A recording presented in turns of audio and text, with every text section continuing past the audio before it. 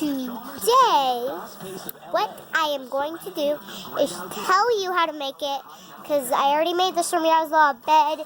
If you didn't see part 1, go check that out.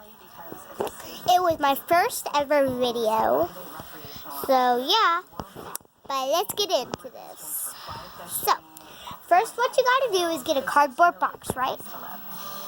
Get whatever color spray paint. And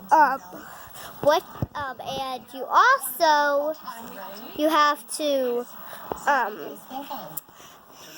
have to get a marker. Sorry if this is blurry a bit.